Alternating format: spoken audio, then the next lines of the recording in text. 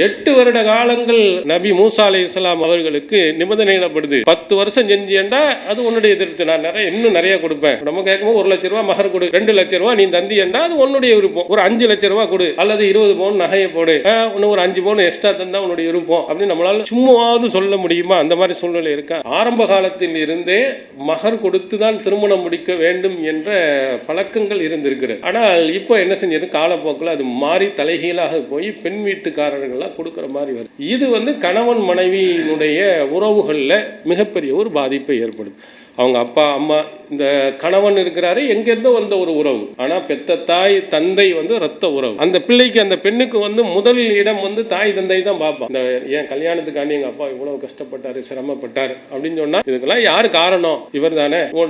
கஷ்டத்தையும் இவ்வளவு பணத்தையும் கொடுத்து இவரோட உழவு கஷ்டப்பட்டு நான் வாழ வேண்டுமா என்று அவள் நினைத்து விடும். அதனால மகர் கொடுக்கும் பொழுது அங்கே முதலில் அன்பும் பாசமும் வெளிப்படுகிறது. ரசூலுல்லாஹி ஸல்லல்லாஹு அலைஹி வஸல்லம் அவர்கள் சொன்னாங்க, கணவன் மனைவிக்கு மத்தியில் அன்பு பாசம், அதில் மனைவியிடத்தில் ரொம்ப நல்லா நடக்கும். கைருக்கும் லி அஹ்லிஹி அனா கைருக்கும் லி அஹ்லி. திருமதி என்ற ஹதீஸ் நூலில் இடம்பெறுகிறது. உங்களில் சிறந்தவர் யார் என்றால் தன்னுடைய மனைவிடத்தில் சிறந்தவராக இருப்பவர் தான். நான் என்னுடைய குடும்பத்தில் சிறந்தவராக இருக்கேன். ஒரு வீட்டில் போய் கேட்டோம்னா எப்படி சொல்லணும்? ரொம்ப சிறந்தவர் எங்கள் வீட்டுக்காரரு அப்படின்னு உங்கள் மனைவி சொன்னாங்கன்னா நல்ல முறையில் நடப்பாங்க. அப்படின்னு சொன்னாங்கன்னா நீங்கள் சிறந்தவர். அஸ்ஸலாமு அலைக்கும் வரஹ்மத்துல்லாஹி வபரகாத்துஹு. எல்லாமல்ல அல்லாஹுவின் நல்லடியார்களே, எல்லாமல்ல அல்லாஹு தாலா இந்த பிரம்மாண்டமான பேருலகை படைத்து அதில் மனித சமுதாயத்தையும் உருவாக்கி அந்த மனிதனுடைய சந்ததிகள் பெருகுவதற்காக ஆண் பெண் என்பவர்களையும் படைத்து அந்த 2 இனத்தின் மூலமாக திருமணம் என்ற ஒரு உறவையும் ஏற்படுத்தி இன்று ஏராளமான மக்களை அல்லாஹு தஆலா இந்த உலகத்தில் உருவாக்கியிருக்கிறார். இந்த கணவன் மனைவி என்ற அந்த ஒரு உறவு இறைவனால் நமக்கு ஏற்படுத்தி தந்திருக்கக்கூடிய ஒரு ஏற்பாடாகும். இந்த உறவின் மூலமாகத்தான் இன்று உலகத்தில் ஏராளமான மக்கள் உருவாகி இருக்கிறார். ஆனால் இந்த ஒரு புனிதமான இந்த உறவு இன்றைய காலகட்டத்தில் அவர்களுக்கு மத்தியில் எவ்வளவு அன்பும் பாசமும் திளைத்திருக்கிறது என்று நீங்கள் பார்த்தால், குடும்ப உறவுகளில் கணவன் மனைவி உறவுகளில் ஏராளமான பிரச்சனைகளையும் சண்டைகளையும் நாம் பார்க்கிறோம். வெளிப்படையாக வந்தவைகள் உண்டு, வெளியில் சொல்லாமல் தங்களுக்குள்ளேயே அதை மறைத்து வைத்திருக்கக்கூடியவர்களும் உண்டு. நீங்கள் வரக்கூடிய தலாக் அல்லது ஹுலா என்ற பெண்ணாக விரும்பி விவாகரத்து கேட்கக்கூடியவை, இவைகளெல்லாம் இன்று நிறைய வந்து கொண்டே இருக்கிறது. இது எல்லா இதுலையும் முஸ்லீம்கள் மட்டுமல்லாமல் எல்லா மதங்களிலேயும் இது போன்ற கணவன் மனைவிக்கு மத்தியில் நிறைய பிரச்சனைகள் ஏற்படுகிறது. அவர்களுக்கு மத்தியுள்ள அந்த உறவுகள் எப்படி இருக்கிறது என்பதை ஒரு நகைச்சுவையாக ஒரு செய்தியில் குறிப்பிடுவார். சில ஆட்களை பார்க்கும் பொழுது ரொம்ப சந்தோஷமும் மகிழ்ச்சி மாதிரி இருப்பாங்க, ஆனால் வீட்டுக்குள்ளே போனால் மிகப்பெரிய சண்டை பிரச்சனைகள் எல்லாம் நிறைந்திருக்கு. அப்போ ஒரு தெருவில் ஒரு பகுதியில் பல இடங்களில் எல்லா வீடுகளிலேயும் சண்டைகள் பிரச்சனைகள் வரும்போது ஒரு வீட்டில் மட்டும் ஒரே மகிழ்ச்சியும் சந்தோஷமும் சிரிப்பும் இருந்து கொண்டு இருக்கிறது. இது மற்றவர்களுக்கு ஒரு ஆச்சரியப்பட வைத்தது. எப்படி என்றைக்கா ஒரு நாளாவது சண்டைக்கு வரும், எங்கள் வீட்டு பார்த்தாலும் ஒரே சிரிப்பாக இருக்க 2 பேருக்கு மத்தியிலேயே. என்ன அப்படி சிரிப்புக்குடைய ரகசியம் என்ன? நம்மளும் சந்தோஷமாக மகிழ்ச்சியாக இருக்கலாமே என்று அந்த வீட்டுக்காரரை கூப்பிட்டு, நீங்கள் இவ்வளோ மகிழ்ச்சியாக சந்தோஷமாக வெளியிலன்னு பார்த்தா ஒரே சிரிப்பு சத்தமாக கேட்டுக்கிட்டே இருக்கேன், எப்படி இன்பமாகவும் சந்தோஷமாகவும் மகிழ்ச்சியாகவும் இருப்பதற்கு நீங்கள் பின்பற்றக்கூடிய வழிமுறை என்ன? அதை கொஞ்சம் எங்களுக்கு சொன்னீங்கன்னா நாங்களும் பின்பற்றலாமே அப்படி. அப்போ அதுலாம் ஒரு பெரிய விஷயமே இல்லைங்க. எனக்கும் மனைவிக்கும் மத்தியில் சண்டைகள் வருவதுண்டு. சண்டை வரும்பொழுது என் மனைவி என்ன செய்வா, கையில் கிடைக்கிற தூக்கி அடிப்பா. தூக்கி அடித்து என் மேலே பட்டுச்சுன்னா அவள் சிரிப்பா, படாமல் இருந்தால் நான் சிரிப்பேன். இப்படி தான் எங்கள் வாழ்க்கை ஓடிக்கிட்டு இருக்கு அப்படின்ட்டு. சண்டையெல்லாம் வருது. அந்த சண்டையை இப்படி மகிழ்ச்சியாக சிலர்கள் தங்களுடைய காலங்களை ஓட்டி கொண்டு இருக்கிறார். ஆனால் உண்மையிலேயே கணவன் மனைவி மகிழ்ச்சியாக சந்தோஷமாக இருப்பதற்கு மார்க்கம் காட்டும் வழிமுறைகள் என்ன, எப்படி நடக்க சொல்கிறது, கணவன் எப்படி நடக்கணும், அவனுடைய அடிப்படைகள் என்ன, உரிமைகள் என்ன, அவன் மனைவியிடத்தில் எப்படி நடந்து கொள்ள வேண்டும், இரண்டாவதாக மனைவி எப்படி கணவனிடத்தில் நடந்து கொள்ள வேண்டும். இந்த ரெண்டு பேருக்குமே ஒரு அழகான அறிவுரைகளையும் திருமறை குரானும் நபிகள் பெருமகனார் ஸல்லல்லாஹு அலைஹி வஸல்லம் அவர்களும் சொல்லியிருக்கிறார். அப்படி அவங்க ரெண்டு பேருமே சந்தோஷமாக மகிழ்ச்சியாக இருந்தார்களே ஆனால் அவங்களுக்கு கிடைக்கிற ஒரு அற்புதமான ஒரு வாய்ப்பு, மறுமை நாளில் சொர்க்கத்துக்கு போகும்போது உதுஹுலுல் ஜன்னத்த அன்தும் வ அஸ்வாஜுக்கும் துஹ்பரூன், குரான் சொல்லுகிறது, மகிழ்ச்சி அடைந்தவர்களாக நீங்களும் உங்களுடைய மனைவியும் இந்த சொர்க்கத்தில் போங்க. குரான் படியும் ஹதீஸின் படியும் நடந்து மார்க்கத்துக்கு உட்பட்டு நாம் ஒழுங்காக இருப்போமையானால் கணவன் மனைவி சேர்ந்தாற்போல் சொர்க்கத்துக்கு செல்வார்கள் என்றும் திருக்குரான் நமக்கு சொல்லுகிறது. அந்த மாதிரி நடக்க வேண்டும் என்று சொன்னால் முதல்ல கணவன் எப்படி நடக்க வேண்டும், அதுக்கு இஸ்லாம் சொல்லக்கூடிய வழிமுறைகள் என்ன. ஃபஸ்ட்டு திருமணம். இந்த திருமணத்தில் கணவனாக வரக்கூடியவன் அவன் செய்ய வேண்டிய முக்கியமான ஒன்று.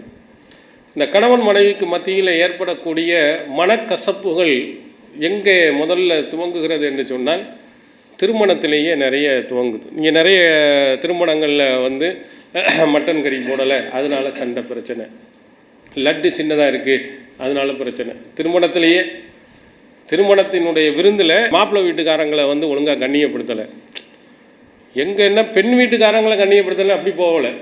எங்கே பிரச்சனை ஆகுதுன்னு சொன்னால் மாப்பிள்ளை வீட்டுக்காரங்களுக்கு சரியான மரியாதை கொடுக்கல, கண்ணியம் கொடுக்கல, உடனே திருமணத்தை நிறுத்து. சொன்ன நகை கொடுக்கல, சொன்ன அளவு நகை போடலை, அதனால் திருமணத்தை நிறுத்து. இப்படியெல்லாம் நிறைய பிரச்சனைகள் திருமணத்துக்கு முன்னாடி ஒப்பந்தம் ஆவதற்கு முன்பாகவே நடக்கிறதை பார்க்கணும். அப்படியும் கொஞ்சம் சமாளித்து நல்ல கணவன் வீட்டு ஆட்களை எல்லாம் நல்ல முறையில் சொல்லி திரும்ப அவர்களை சேர்த்து வைத்தால் மனைவியினுடைய உள்ளத்தில் எது உள்ளத்தில் ஆழமாக பதிஞ்சிருக்கும். கல்யாணத்தை அன்னைக்கே பெரிய பிரச்சனை ஒன்று, அடுத்த பிரச்சனை வரும்போது இதுவும் சேரும். ஒரு திருமணத்தில் கூட ஒரு பெருந்தன்மையாக நடக்காத ஒரு கூட்டத்தில் வந்து நம்ம மாட்டிக்கிட்டோமே அப்படின்னு சொல்லி என்ன செய்வார்கள், அந்த பெண்மணி நினைக்க நினைக்க அங்கே உள்ளுக்குள்ளே வந்து வெறுப்புணர்வு கூடிக்கிட்டே போகும். அதுக்கு ஆரம்பத்திலேயே இஸ்லாம் சொல்லுகிறது, திருமணம் முடிக்கும் பொழுது மணமகன்தான் மணமகளுக்கு வரதட்சை கொடுக்கணும், தட்சணை கொடுக்கணும். அதை இஸ்லாம் வந்து மஹர் என்று சொல்லுகிறது. அப்போவுமே அவன் கரெக்டாக துவங்குகிறான் என்று சொன்னால் அவனுடைய வாழ்க்கையும் சிறப்பானதாக அமையும். இந்த மஹர் என்பது பெரும்பாலும் இப்பொழுது நிறைய கொடுக்குறாங்க.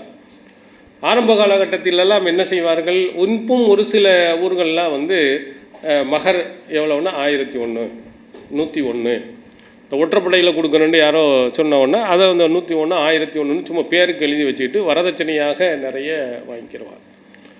ஆனால் திருக்குரான் நமக்கு சொல்லுகிறது, வாத்துன் நிசா சதுகாத்துஹின்ன நெஹ்லா, நீங்கள் மனமுவந்து அந்த பெண்ணினுடைய மகர் தொகையை கொடுத்து விடுங்கள். கண்டிப்பாக என்ன செய்ய வேண்டும், திருமணத்துக்கு முன்பாக மகர் கொடுக்கணும். அந்த மகர் என்பது தான் அவனுடைய உறவை ஹலாலாக ஆக்கக்கூடியது. சஹீஹுல் புகாரியில் இடம்பெறும் ஒரு செய்தி, ரசூல் ஸல்லல்லாஹு அலைஹி வஸல்லம் அவர்கள் சொல்கிறார்கள், நீங்கள் செய்யக்கூடிய அந்த ஒப்பந்தங்கள் இதை நிறைவேற்றுவதிலேயே மிகவும் தகுதியான ஒப்பந்தம் எது, ஹக்கு ஷுரூத்தி அந்தூஃபு பிஹி மஸ்தஹல்தும் பிஹில் ஃபுரூஜ். ரசூல் ஸல்லல்லாஹு அலைஹி வஸல்லம் சொல்கிறாங்க, நீ உங்களுடைய நிபந்தனைகளிலேயே நிறைவேற்ற வேண்டிய மிகவும் தகுதியானது எது என்றால், உறவு கொள்வதற்கு எதை கொண்டு நீங்கள் ஹலாலாக்கி கொள்கிறீர்களோ அந்த மகர் தான் நபிகளார் சொன்னார். நிறைய பேர் நீங்கள் மகர் தர்றேன்னு சொல்லிட்டு கொடுக்காமல் இருந்தீங்கன்னா கண்டிப்பாக உடனே கொடுத்துருங்க. கடனாக கூட சில பேர்கள் மகர் எழுதி கடன் மகர்னு சொல்லுவாங்க. ஒரு சிலர்கள் வந்து திருமணம் முடிக்கின்ற பொழுதே ஒரு சில நல்ல பெண்மணிகள் என்ன செய்வாங்க, என்னை வந்து ஹஜ்ஜுக்கு கூட்டிகிட்டு போகணும், உம்ராவுக்கு கூட்டிகிட்டு போகணும், இப்படியெல்லாம் நிபந்தனைகள் போட்டு வச்சுருந்துருப்பாங்க. இதையெல்லாம் நாம் ஏற்று வந்தோம் என்று சொன்னால் அல்லாஹ்வின் தூதர் சொல்லுகிறார்கள், அந்த ஷருத்துகளிலேயே நிபந்தனைகளிலேயே மிகவும் தகுதியாக நிறைவேற்றுவதற்கு மிகவும் தகுதி, எல்லாத்துக்கும் நிறைவேற்றணும்.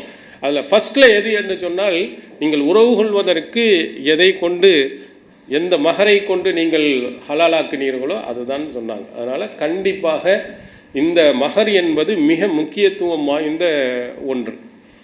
அதில் இந்த மகரை பற்றி நம்ம எந்த அளவுக்கு வாரி கொடுக்குறோமோ அந்த அளவுக்கு அந்த பெண்ணின் இடத்துல ஒரு மகிழ்ச்சியும் சந்தோஷமும் இருக்கும். எல்லோரும் 1000 ரூபா 100 ரூபான்னு சொல்லி கொடுக்கும்போது நம்ம அவங்களுக்கு சொந்தமாக மகர் தொகையாக லட்சக்கணக்கில் நம்ம வசதிக்கு தகுந்த மாதிரி நம்ம கொடுப்போம் என்று சொன்னால் மகிழ்ச்சி. அது உண்மையானதாக இருக்கணும்.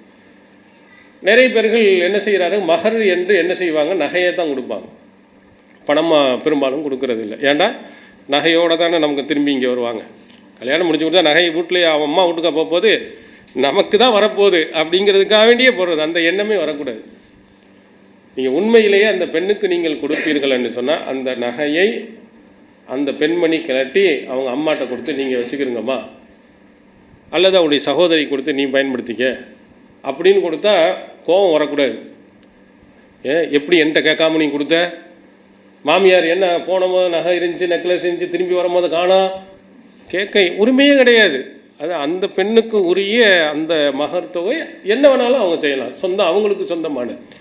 அந்த எண்ணத்தில் நாம் கொடுக்கணும். நம்ம கொடுத்துட்டோம்னா மறந்துடணும். அது வந்து நம்முடைய மனைவிக்குள்ளது. அவங்க அம்மா அப்பாவுக்கு கஷ்டப்படுற நேரத்தில் நீங்கள் கொடுத்தா நீங்கள் கேட்காம இருந்தீங்கன்னா இந்த மனைவி உங்கள் மேலே எவ்வளவு மரியாதை வைப்பாங்கன்னு பாருங்கள். ஊரில் பூரா இப்படி கேட்டுக்கொண்டு இருக்கின்ற பொழுது நம்முடைய கணவர் பாருங்கள், அந்த மகர் தொகையை நம்ம என்ன பயன்படுத்தினாலும் எதுவும் கூட கேட்கல, அப்பாவுக்கு கொடுத்தாங்க அம்மாவுக்கு கொடுத்தாங்க, எதுக்கு என்னால் ஒரு வார்த்தை கூட கேட்கலைன்னு சொல்லும்போது உங்களை பற்றிய உயர்வான எண்ணம் அந்த பெண்ணுக்கு ஏற்படும் போது நாம் செய்கின்ற தவறுகள் எல்லாம் பெருசாக தெரியாது.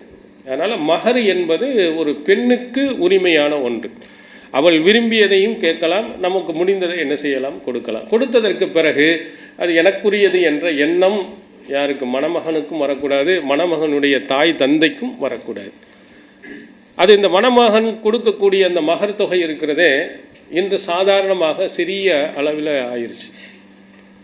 ஆனால் அரபு நாடுகளில் இன்றும் மகர் தொகைக்கு வந்து ஒரு முக்கியத்துவம் உண்டு.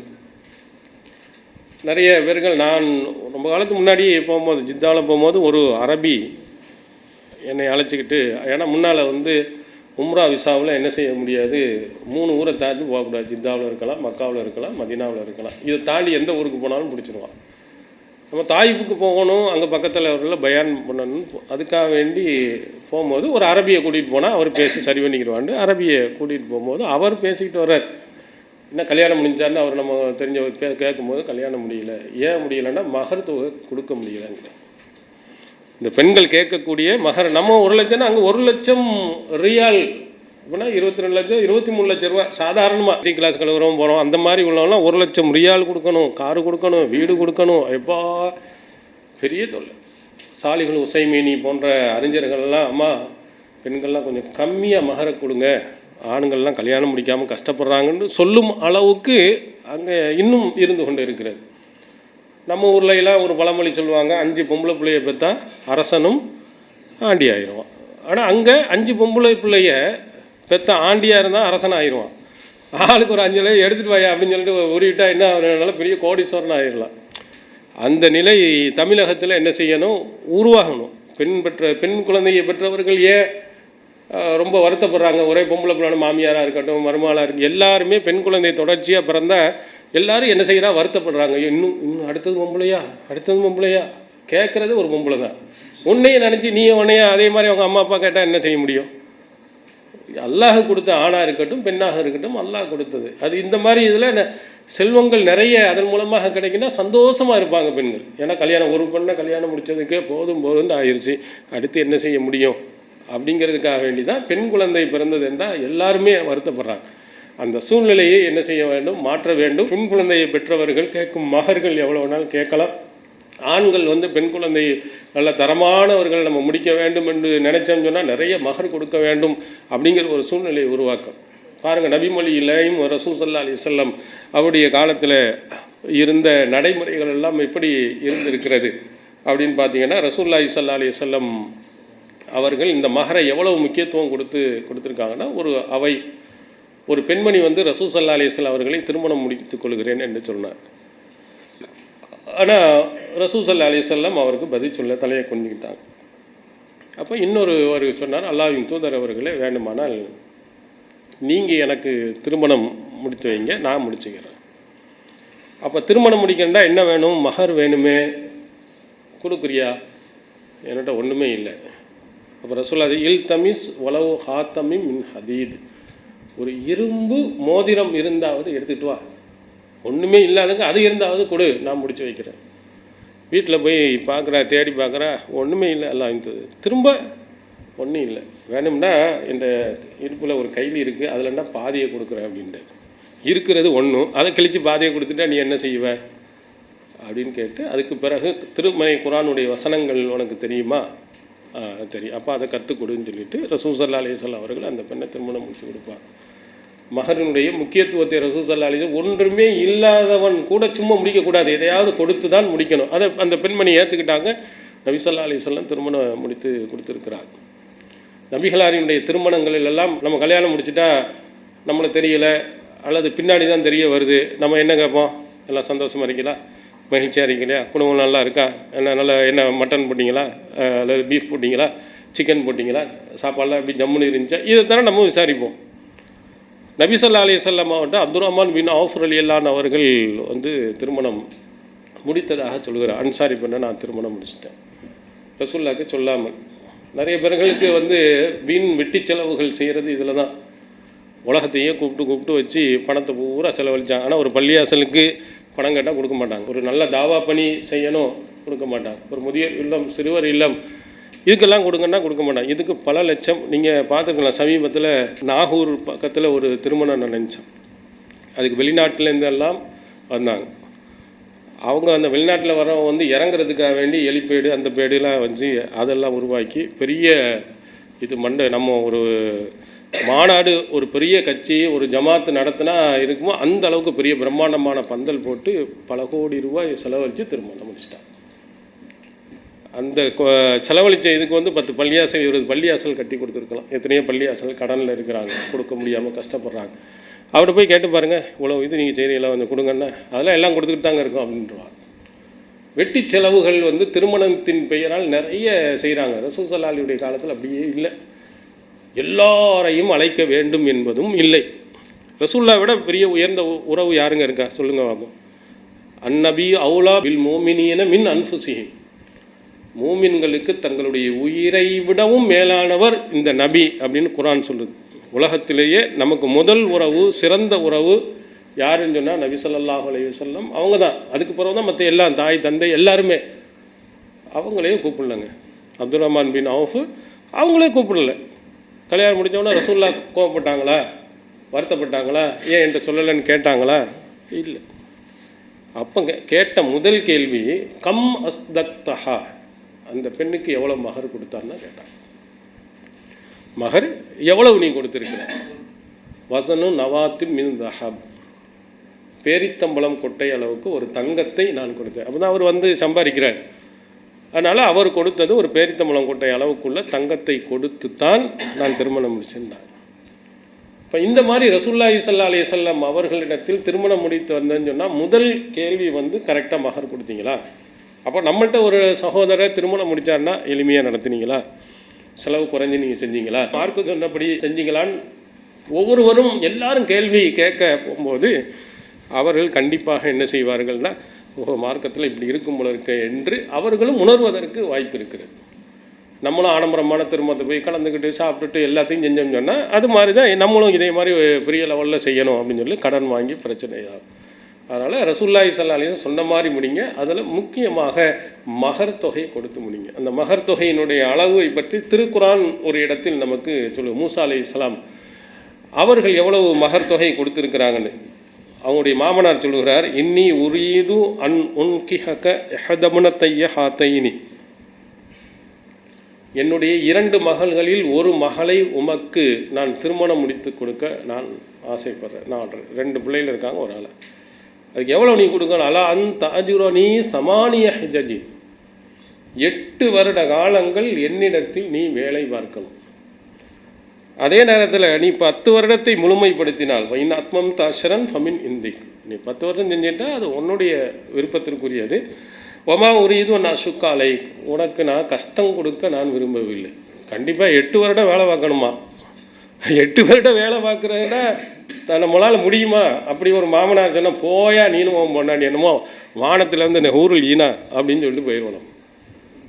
8 வருட காலங்கள் நபி மூசா அலைஹிஸ்ஸலாம் அவர்களுக்கு நிபந்தனையிடப்படுது. 10 வருஷம் செஞ்சேன்டா அது உன்னுடைய எதிர்த்து, நான் இன்னும் நிறையா கொடுப்பேன். நம்ம கேட்கும்போது 1 லட்ச ரூபா மகர் கொடு, 2 லட்ச ரூபா நீ தந்தியண்டா அது உன்னுடைய விருப்பம். ஒரு 5 லட்ச ரூபா கொடு, அல்லது 20 பவுன் நகையை போடு, இன்னும் ஒரு 5 பவுன் எக்ஸ்ட்ரா தந்தால் உன்னுடைய விருப்பம் அப்படின்னு நம்மளால் சும்மாவது சொல்ல முடியுமா? அந்த மாதிரி சூழ்நிலை இருக்கா? இல்லை. ஆரம்ப காலத்தில் இருந்தே மகர் கொடுத்து தான் திருமணம் முடிக்க வேண்டும் என்ற பழக்கங்கள் இருந்திருக்கிறது. ஆனால் இப்போ என்ன செஞ்சது, காலப்போக்கில் அது மாறி தலைகீழாக போய் பெண் வீட்டுக்காரர்கள்லாம் கொடுக்குற மாதிரி வருது.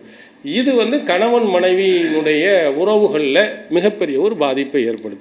அவங்க அப்பா அம்மா, இந்த கணவன் இருக்கிறாரு எங்கேருந்தோ வந்த ஒரு உறவு, ஆனால் பெத்த தாய் தந்தை வந்து இரத்த உறவு. அந்த பிள்ளைக்கு அந்த பெண்ணுக்கு வந்து முதல் இடம் வந்து தாய் தந்தை தான் பார்ப்பான். இந்த ஏன் கல்யாணத்துக்காண்டி எங்கள் அப்பா இவ்வளோ கஷ்டப்பட்டார், சிரமப்பட்டார் அப்படின்னு சொன்னால் இதுக்கெல்லாம் யார் காரணம்? இவர் தானே. இவரோட வந்துட்டு கஷ்டத்தையும் இவ்வளோ பணத்தையும் கொடுத்து இவரோட உழவு கஷ்டப்பட்டு நான் வாழ வேண்டுமா என்று அவள் நினைத்து விடுவாள். அதனால் மகர் கொடுக்கும் பொழுது அங்கே முதலில் அன்பும் பாசமும் வெளிப்படுகிறது என்பதையும் நீங்கள் என்ன செய்ய வேண்டும் நினைக்கிறோம்.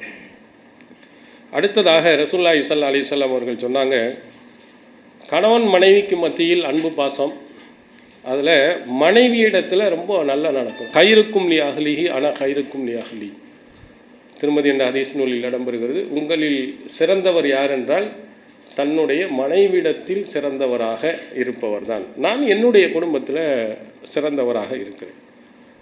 ஒரு வீட்டில் போய் கேட்டோம்னா மனைவியை பற்றி எப்படின்னு சொன்னோம்னா எப்படி சொல்லணும்? ரொம்ப சூப்பரு, ரொம்ப சிறந்தவர் எங்கள் வீட்டுக்காரரு அப்படின்னு உங்கள் மனைவி சொன்னாங்கன்னா நல்ல முறையில் நடப்பாங்க அப்படின்னு சொன்னாங்கன்னா நீங்கள் சிறந்தவர். ஒருவர் நான் என்னுடைய மனைவியிடத்தில் ரொம்ப கண்ணியமாகவும் மரியாதையாகவும் நான் நடக்கிறேன் அப்படின்னு சொன்னால் நீங்கள் சிறந்தவர். வெளியில் போய் என்ன செய்யக்கூடாது, போய் இப்படி நீ நட அப்படி நீ நட, யார் கேட்டாலும் இப்படி சொன்னாங்கன்னு சொல்லணும்னு இல்லை. உண்மையிலேயே மனப்பூர்வமாக அப்படி நடந்தார்கள்னா உலகத்திலேயே நீங்கள் தான் சிறந்தவர்கள். இதுக்கு ஒரு உதாரணமாக ஒரு நபித்தோழியை பற்றி உங்களுக்கு நான் சொல்லுகிறேன். சஹீஹ் முஸ்லிமில் இடம்பெறும் ஒரு செய்தி. ரசூல் ஸல்லல்லாஹு அலைஹி வஸல்லம் அவர்கள் சொல்கிறார்கள், நமக்கு ஏதாவது சோதனை வந்தால் இன்னா லில்லாஹி வ இன்னா இலைஹி ராஜிஊன், அடுத்து அல்லாஹும்ம அஜிர்னி ஃபி முசீபத்தி வ அஹ்லிஃப்லி ஹைரம் மின்ஹா அப்படின்னு சொல்லுங்கள். இப்படி நீங்கள் சொன்னீர்கள் என்று சொன்னால் அல்லாஹ் என்ன செய்வார்னா அஹ்லஃபல்லாஹு லஹு ஹைரம் மின்ஹா, அந்த இழப்பை விட சிறந்ததை அல்லாஹ் தராமல் இருக்க மாட்டார். ஏன்னா இன்னா லில்லாஹி வ இன்னா இலைஹி ராஜிஊன் நமக்கு எல்லாம் தெரியும். அல்லாஹும்ம அஜிர்னி ஃபி முசீபத்தி, அடுத்து நம்ம அல்லாஹ்ட்ட கேட்குறோம், யா அல்லாஹ் எனக்கு ஏற்பட்ட சோதனைக்கு நீ கூலியை கொடு, எனக்கு கஷ்டத்தை கொடுத்துட்டேன், சரி நான் ஏற்றுக்கிறேன், அதுக்காக நீ நன்மையை நீ கொடு. வாஹ்லிஃப்லி ஹைரம் மின்ஹா, இதை விட ஒரு சிறந்ததை எனக்கு தான். ஒரு நஷ்டமாகிடுச்சு போனுச்சுன்னா இதை விட ஒரு நல்லதை கொடு. ஒரு குழந்தை போயிட்டா இன்னும் ஒரு நல்ல குழந்தையை கொடு. இப்படி நம்ம கேட்டோம்னா அல்லாஹ் தஆலா கண்டிப்பாக தருவான்னு ரசூல் ஸல்லல்லாஹு அலைஹி வஸல்லம் சொன்னாங்க. உடனே உம்மு சலமா ரலியல்லாஹு அன்ஹா அவர்கள் இதை ரசூலுல்லாஹ் சொல்லிட்டாங்களே, சொல்லிவிட்டு அவருடைய கணவர் அபு சலமா இறந்து போயிடுறார்.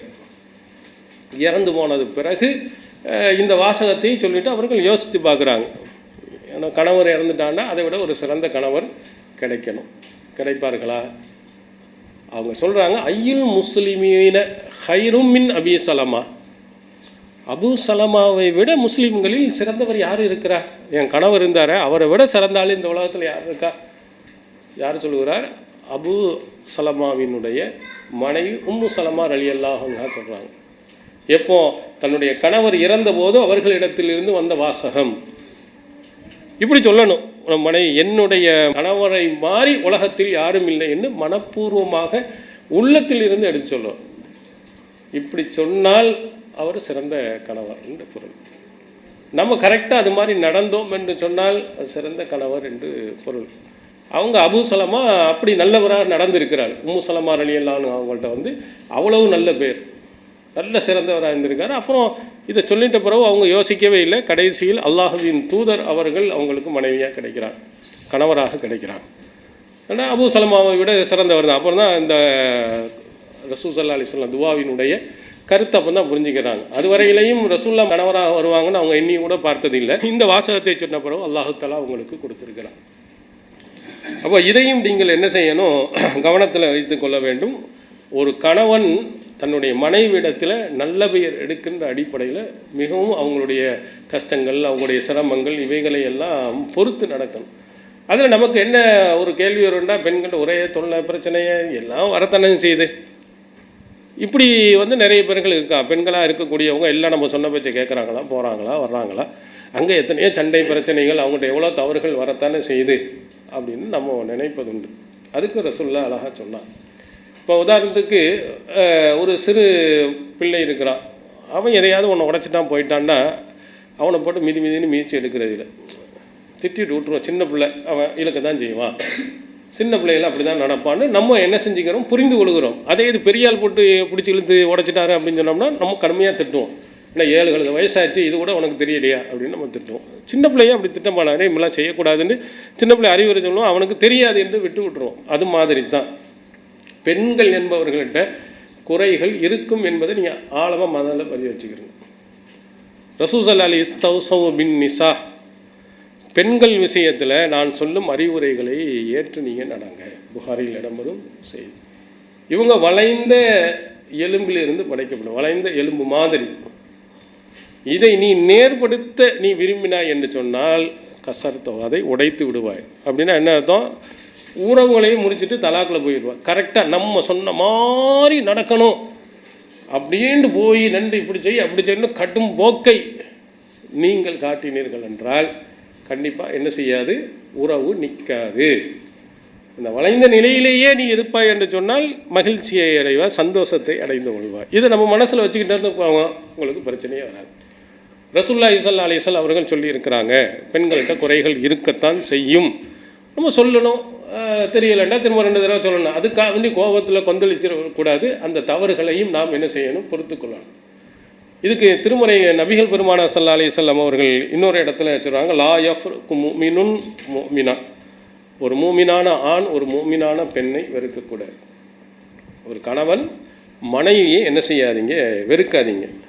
இன் கரிஹ மின்ஹா ஹுலுக்கன் ரலிய மின்ஹா ஆகர், ஒரு குணத்தை நீங்கள் வெறுத்தால் இன்னொரு குணத்தை நீங்கள் என்ன செய்ய முடியும், புரிந்து கொள்ள முடியும் என்று சொன்னார். ஒரு குணம் பிடிக்காத குணமாக இருக்குது, இந்த மாதிரி குணத்தை பார்த்தாலே நமக்கு எரிச்சல் வருதுன்னு சொன்னால் அதை பெருசுபடுத்தாதீங்க. அவங்கள்ட்ட இருக்கிற நல்ல குணங்கள்லாம் என்னென்னவெல்லாம் இருக்குது அப்படின்னு சொல்லி எண்ணி பாருங்கள், அதில் நீங்கள் திருப்தி அடைவீங்க. நமக்கு தெரிகிறதெல்லாம் என்ன செய்யறது, அந்த குறை மட்டும்தான் தெரியுது.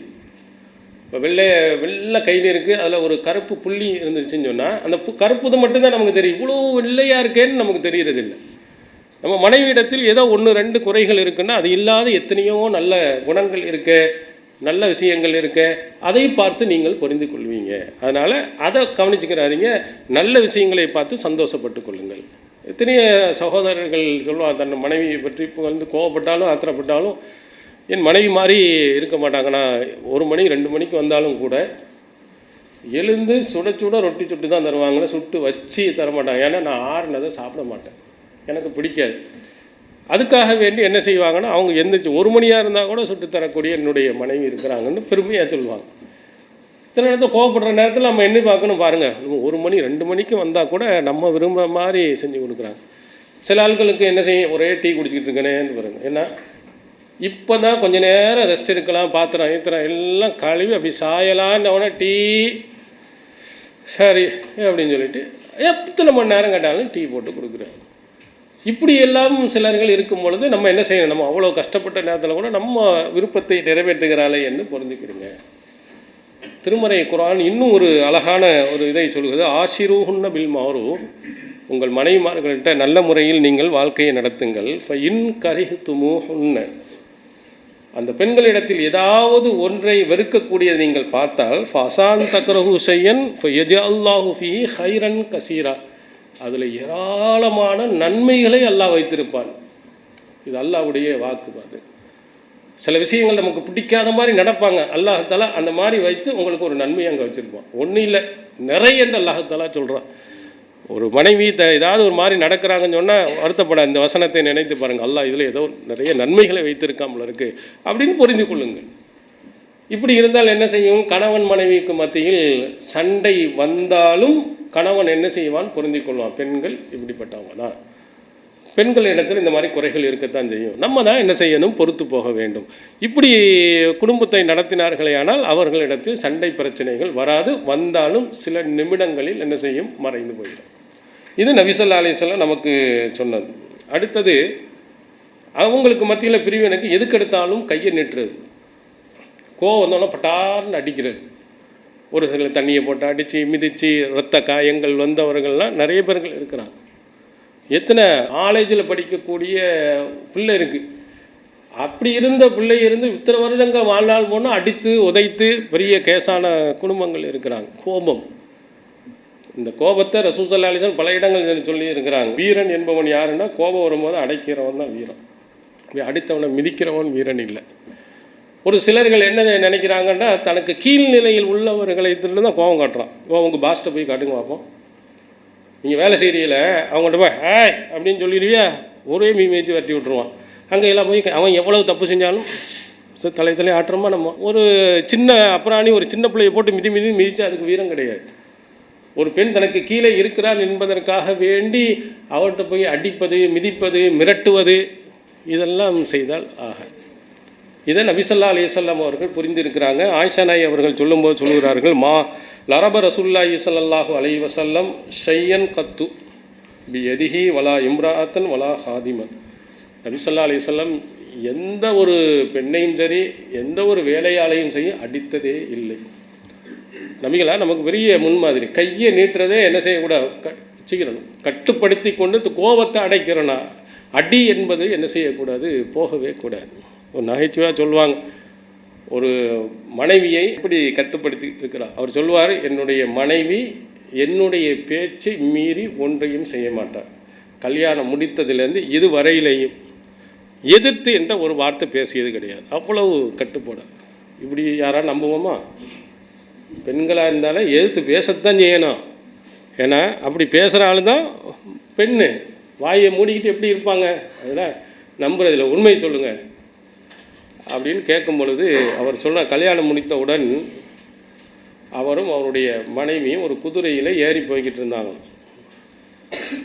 போய்கிட்டே இருக்கும்போது குதிரை என்ன செய்யுது? சண்டித்தனம் மட்டும் ஆட்டோன்னா பட்டான்னு ஒரு அடித்து சொன்னார், முதல் எச்சரிக்கை உனக்கு. சரி, அடுத்து திரும்ப ஓடிக்கிட்டே போகும்போது ரெண்டாவது ஒரு அடி. எதுக்கு? குதிரைக்கு.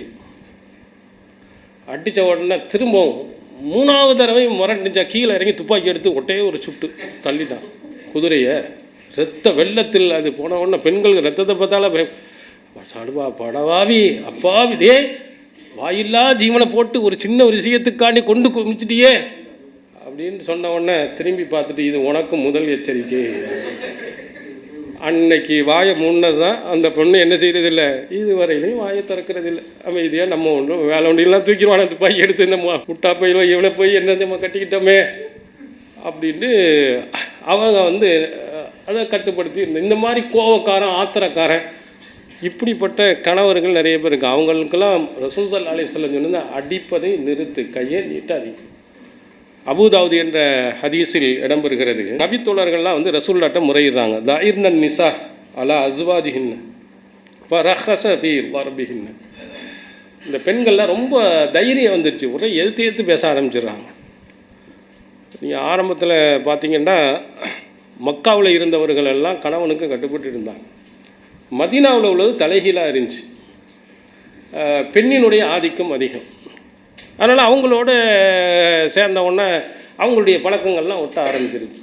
ஏற்று பேசுகிறது அது பண்ணுறவுடனே ரசூல்லாட்ட ஆண்கள் தான் சொல்கிறாங்க, எல்லாம் அது தூதர ரொம்ப ஓவராக இருக்குன்னு, அட்டியை போட்டால் தான் சரியாக வரும் அப்படின்னோடனே சரி அடிச்சுக்கிறங்க அப்படின்னா கொடுத்த உடனே ஊரை அடி சும்மா மிதிச்சு எடுக்க ரசூல்லாவே அனுமதி கொடுத்துட்டாங்க. என்ன செய்ய? அடித்த உடனே பொம்பளை கூட்டம் பூரா புறப்பட்டு வந்துருச்சு. அல்லாஹ்வின் தூதர் அவருடைய வீட்டுக்கு நிசாவுன் கசீருன் எஸ்கூன அஸ்வாஜகுன்ன, அத்தனை பேர் தன்னுடைய கணவரின் மீது புகார் சொல்ல ஆரம்பிச்சிட்டார். அவரை போட்டு அடிக்கிறான் தாள் அப்படின்னு.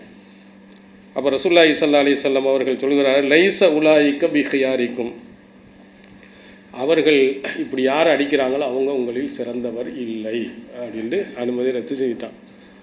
அடி ஓவராக போட்டு நீ போய் அடிச்சின்னு சொன்னீங்கன்னா நீ சிறந்தவனே கிடையாது, கையை நீட்டுவதை நிறுத்துங்க.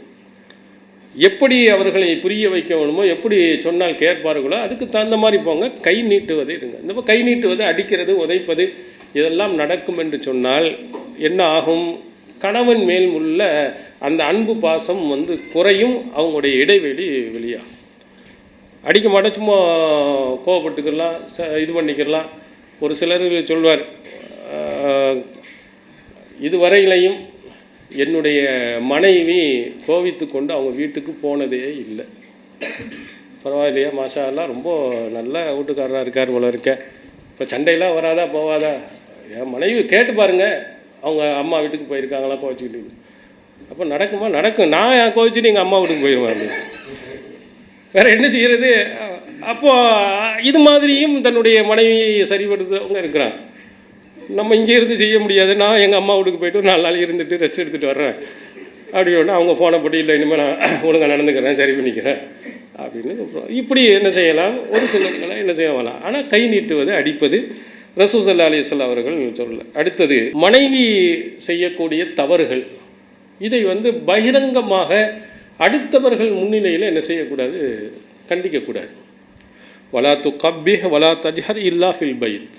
அபூதாவுதில் இடம்பெறும் செய்தியில் ரசூல் ஸல்லல்லாஹு அலைஹி வஸல்லம் சொல்கிறார்கள், அந்த பெண்ணை கப்பஹ் அல்லாஹ் தஆலா உன்னை நாசமாக்கட்டும் அப்படியோ, அல்லது அவர்களை வெறுப்பதை வீட்டை விட்டும் தவிர வேறு எங்கே இடத்துலையும் வெறுக்கவும் கூடாது. வெளியில் இந்த மாதிரி அமையில் வந்துக்கிட்டு உனக்கு அறிவே கிடையாது, உனக்கு இப்படி தான் நடப்பேன் எல்லோரும் முன்னாடி சொல்லும்போது பெரிய அவமானப்படுத்துவதை மாதிரி. இதெல்லாம் அவங்க மனசில் கோபத்தை அதிகரிக்கும்.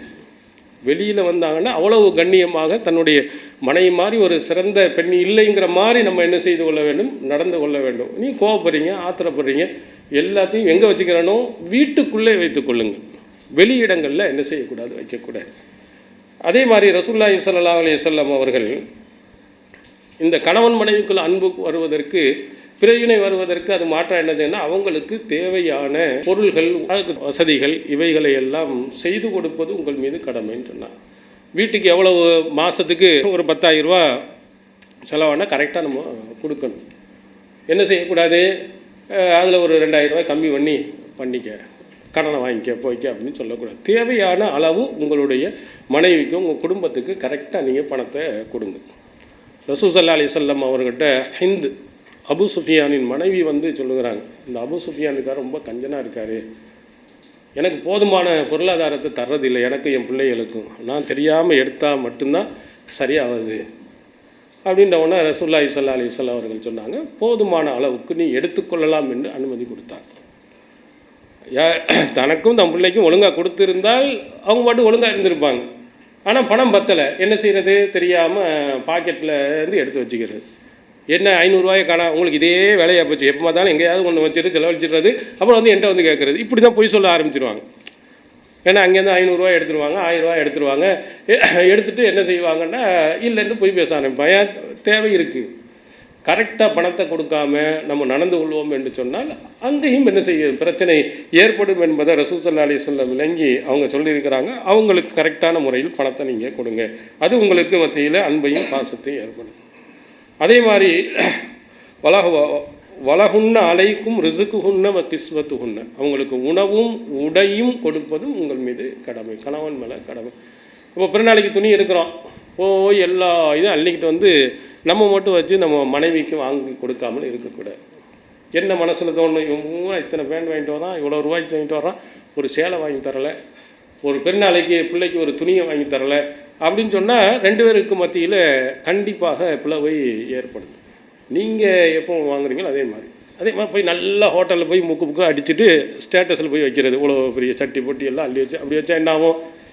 வெளியில் கூட்டி ஒரு கடையில் கூட ஒரு நாளைக்கு ஒரு பொருள் வாங்கி தரதில்லை, ஆனால் அத்தனையும் சாப்பிட்டுட்டு ஃபோட்டோவை அனுப்பி வெறுப்பேற்றுறது. இப்படி என்ன செய்யக்கூடாது? இருக்கக்கூடாது. நம்ம சாப்பிடும்போது அதே மாதிரி நீங்கள் ஃப்ரெண்ட்ஸோடு போய் சாப்பிட்டா ஒரு நாளைக்கு அவர்களுக்கும் கூட்டிகிட்டு போய் நீங்கள் என்ன செய்யுங்க? சாப்பிடுங்க. ரசூல் ஸல்லல்லாஹு அலைஹி வஸல்லம் அவருடைய உணர்வுகளை நம்ம புரிந்து மதித்து நடக்க சொல்லியிருக்கிறார்.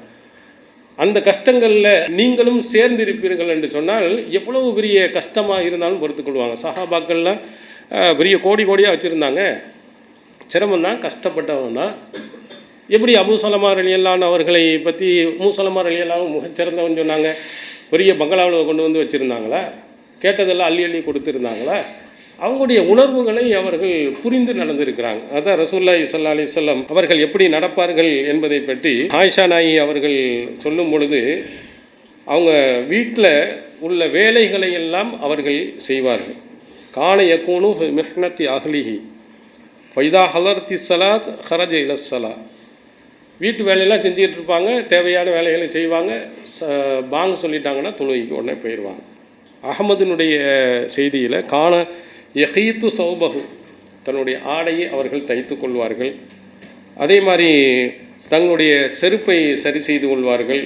வயஅமலு மா யஅமலு ரிஜாலு ஃபி புயூத்தி, தன்னுடைய வீடுகளில் ஒரு ஆண் மகன் என்னென்ன வேலைகள்லாம் செய்ய முடியும் அத்தனை வேலைகளையும் அல்லாஹ்வின் தூதர் அவர்கள் செய்வாங்க. இது கண்டிப்பாக கணவன் மனைவிக்கு மத்தியில் மிகப்பெரிய ஒரு அன்பை பாசத்தை ஏற்படுத்தும். பிளவுகளை மனைவிக்கு உடம்பு முடியலைன்னா என்ன செய்ய வேண்டும்? உடனே நம்ம என்ன செய்யும்? ஒரு சுடு தண்ணி வாங்கி தரவா, ஒரு டீ போட்டு தரவா. இப்போ வெளிநாட்டில் இருக்கக்கூடிய தனியாக வந்திருந்தவங்கெல்லாம் பெண்களை விட நல்லா சமைக்கிறாங்க. ஏன்னா நம்ம இந்தியாவிலேயே இருக்கக்கூடியவங்களுக்கு சமைக்க தெரியாது. இங்கே உள்ளவெல்லாம் இப்போ பல வகையாக மீன் பிரியாணிங்கிறாங்க, நண்டு பிரியாணிங்கிறாங்க, எல்லாம் ஆம்பளை தான் செய்கிறாங்க. அதை விட நல்லா சமைக்க தெரியுன்னா, மனைவி உடல்நிலை சரியில்லைன்னா நீ ரெஸ்டடு, நீ எந்திரிக்காத, நீ உட்கார். இல்லைங்க நான் உட்கார் அப்படின்னு சொல்லிட்டு நீங்கள் போய் டீ போட்டு காஃபி போட்டு சமையல் செஞ்சு நீங்கள் கொடுத்தீங்கன்னு வச்சா அவங்களுக்கு எவ்வளோ சந்தோஷமாக இருக்கும், மகிழ்ச்சியாக இருக்கும். குழந்தை பிறந்துருச்சு, சின்ன பிள்ளையாக இருக்கும்போது சின்ன பிள்ளைகள் இருக்கக்கூடிய நேரத்தில் வேலைகள் அதிகமாச்சு, பிள்ளைய பார்க்குறதே அவங்களுக்கு பெரிய வேலையாக இருக்கும். நீங்கள் அந்த வீட்டை சுத்தப்படுத்தி சாப்பிடக்கூடிய பாத்திரங்களை எல்லாம் கழுவி கொடுத்தீங்கன்னா அவங்க எவ்வளோ மகிழ்ச்சியாக இருப்பாங்க. சார் நம்முடைய கஷ்டம் துன்பங்கள்ல எல்லாம் அவர் நம்மளோட இருக்கிறார். ஆனால் இதை நகைச்சுவையாக ஒரு சிலர்கள் சொல்லுவாங்க, ஒரு கிண்டலாக சொல்லுவாங்க, செய்கிறதெல்லாம் தப்பு. இது மாதிரி ஒரு கணவன் மனைவிக்கு மத்தியில் இருக்கும் பொழுது, நீ பொண்டாட்டிக்கு பயந்தவனாண்ட உலகத்தில் நான் மாதிரி எவனும் பயப்பட்டதே கிடையாது, பயப்படவே மாட்டேலாம். உண்மை சொல்லு, ஒய்ஃபுக்கு பயப்படுவியா பயப்பட மாட்டியா? பயப்படவே மாட்டேன், நான் லட்சம் தடவை சொல்லுவேன். போய் சொல்லாத. இல்லை கிடையாது. நான் ஏன்டா பயப்படணும்? சொன்ன உடனே பாத்திரத்தை கழுவி வைக்கிறேன், கரெக்டாக துணியை துவைச்சி போடுறேன், வீட்டில் மாப்பு போடுறேன், இதை போடுறேன். நான் என்ன தப்பு செஞ்சுட்டேன் நான் மனைவிக்கு பயப்படுறதுக்கு? இப்படின்னு சொல்லுவாங்க. வீட்டு வேலை செய்கிறதுலாம் ஒரு கேவலங்கிற மாதிரி. அதெல்லாம் ரசூலுல்லாஹ் செஞ்சுருக்கா. வீட்டில் தேவையானவங்களை செய்வது அது கேவலம் அல்ல. ஆனால் இந்த காலத்தில் மனைவி செய்கிற வேலையெல்லாம் நம்ம செஞ்சோம்னா நம்ம கேவலம் மாதிரி பார்க்குறாங்க. ரசூலுல்லாஹ் ஆண் மகன் எதெல்லாம் செய்ய முடியுமா வச்சுங்க. உங்களுக்கு சமைக்க தெரியலண்டா போய் உள்ளே போய் இருக்கிறத கெடுத்து விட்டு வந்துடாதீங்க. சார் நான் சமைக்கிறேன்னு போய் எல்லாத்தையும் உப்பு அள்ளி தட்டி அது சோறை களியாக்கி திரும்ப குப்பையில் ஓட்டுற மாதிரி ஆக்கிறாது. உங்களுக்கு என்னென்ன தெரியுமோ அதையெல்லாம் உங்களுடைய மனைவிக்கு நீங்கள் செய்து கொடுத்தீர்கள் என்றால் கண்டிப்பாக அவங்கள்ட்ட அன்பு பாசம் ஏற்படும். இந்த கணவன் மனைவி அங்கக்குள்ளே போய் கல்யாணம் முடிஞ்ச உடனே சண்டை வந்துட்டு அம்மா வீட்டுக்கு போகிறேன். அம்மா வீட்டுக்கு ஏன் போகிறார்கள் ஒரு பெண்மணி? நீங்கள் சொல்லுங்கள். அங்கே ஒரு சுதந்திரம் இருக்குது, இங்கே இல்லை. கரெக்டாக எந்திரிக்கணும். மாமியார் திட்டுவா, அவர் திட்டுவாங்க. அங்கே அம்மா வீட்டுக்கு போனால் அந்த மாதிரி இல்லை. ஆனால் அதுக்கு தான் தமிழில் சொல்லுவாங்க, அந்த பெண்ணை மருமகள், இன்னொரு மகள் மாதிரி பார்த்துக்கிறோன்னு சொன்னாங்க. இந்த மாமியார் வீட்டில் மகள் மாதிரி பார்த்துக்கிட்டா எதுக்கு அம்மா வீட்டுக்கு போகணுன்னு அவங்களுக்கு வரும். இங்கே இருக்கக்கூடிய கொடுமைகளும் இங்கே இருக்கக்கூடிய அந்த சிரமங்களும் தான் அம்மா வீட்டில் போய் கொஞ்ச நாள் ரெஸ்ட் எடுத்துகிட்டு வரலாம். ஏன் இங்கே உடம்பு முடியவில்லை என்று சொன்னால் மாமியார் ஃபுல் வேலையும் பார்த்தான்னு சொன்னால் ஏன் அவங்களுக்கு கஷ்டம் ஏற்படுகிறது? ஏன் அம்மா வீட்டுக்கு போகிறாங்கன்னு. ஆனால் என்ன செய்கிறது இல்லை, இங்கே இருக்கக்கூடிய மாமியார்கள் யாரும் என்ன செய்கிறது இல்லை. அவங்க கஷ்டப்பட்டாலும் கூட நீ தான் செஞ்சு ஆகணும், நீ தான் எல்லா வேலையும் செய்யணும்னு சொல்கிறதுனால தான் வெறுப்புணர்வு அதிகமாகுது. உண்மையிலேயே ஒரு தாய் தன்னுடைய மகள் உடல்நிலை சரியில்லை என்று சொன்னால் அந்த தாய் என்னென்னலாம் வேலை செய்வாளோ அது மாதிரி மாமியாரும் செய்தார்கள்னா ஏன் பிரச்சனை வருது? வீட்டில் அத்தனையும் நம்முடைய தாய் வீட்டில் இருக்கக்கூடிய அனைத்து விதமான உதவிகளும் மாமியார் வீட்டில் நமக்கு கிடைக்கும் என்று சொன்னால் எதற்காக வேண்டி தாய் வீட்டுக்கு போகணுன்னு ஆசைப்பட்றாங்க? போனோட போக மாட்டாங்க, எல்லாம் அல்ஹம்துலில்லாஹ்னு இங்கேயே நல்லா இருக்குன்னு தான் சொல்லுவாங்க. இதை கவனிக்கிறது இல்லை. அதான் ரசூல் ஸல்லல்லாஹு அலைஹி வஸல்லம் அவர்கள் ஒரு ஆண்மகனாக இருக்கக்கூடிய நம்ம அந்த உதவிகள் உங்களுடைய அம்மா உதவி செய்ய முடியலை, அவங்க உடல்நிலை சரியில்லைன்னா நீங்கள் என்னது செய்யுங்க. இல்லை முடியவில்லையானால் கடையில் பொருள்களை வாங்கி கொடுத்து கொஞ்ச நாளைக்கு செய்யுங்க. வேலை செய்ய முடியவில்லை என்று சொன்னால் உடல்நிலை பாதிக்கப்பட ஒரு வேலைக்காரரை வச்சு உதவி கொடுங்க. இதெல்லாம் செய்யும் பொழுது தான் கணவன் மனைவிக்கு மத்தியில் உண்மையான அன்பும் பாசமும் என்ன செய்யும் ஏற்படும். அந்த அன்பு பாசத்தை ஏற்படுத்துவதற்கு தான் நபி ஸல்லல்லாஹு அலைஹி வஸல்லம் அவர்கள் தன்னுடைய வாழ்நாளில் தன்னால் என்னென்ன வேலைகள் எல்லாம் செய்ய முடியுமோ அத்தனையும் செய்து அத்தனை மனைவிமார்கள் இடத்திலேயும் ஒரு சிறந்தவர்களாக என்ன செஞ்சுருக்கிறாங்க எடுத்திருக்கிறாங்க.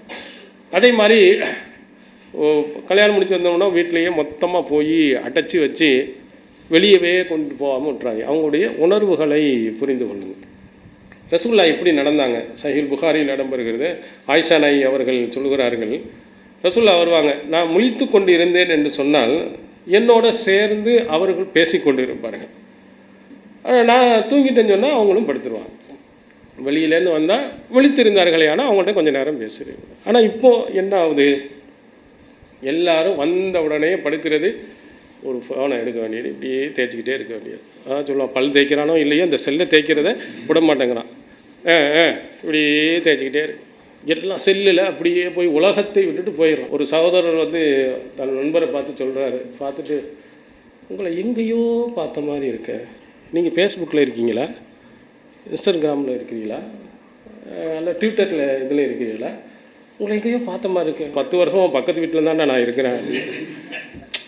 அவள் வர்றது போகிற எல்லாம் இந்த ஃபோனில் தானே ஓடிக்கிட்டே இருக்குது. பக்கத்து வீட்டுக்காரனா இருக்கானோ எத்த வீட்டுக்காரனுங்க யாரையும் பார்க்குறது இல்லை. அது மாதிரி தன் மனைவி இருக்காங்களா இல்லையாங்கிறத தெரியும். போனவுடனே அவங்கள்ட்ட கொஞ்சம் நேரம் பேசி சந்தோஷப்பட்டோம்னா நம்ம பேச்சை கேட்குறாங்க அப்படின்னு. வந்த உடனே ஃபோனை எடுத்துக்கொண்டு இருக்கக்கூடாது. அவங்களுடைய உணர்வுகளை புரிஞ்சு ரசூல் ஸல்லல்லாஹு அலைஹி வஸல்லம் வந்தாலும் முழிச்சிருந்தால் அவங்களோட கொஞ்சம் நேரம் என்ன செய்வாங்க, பேசுவாங்க.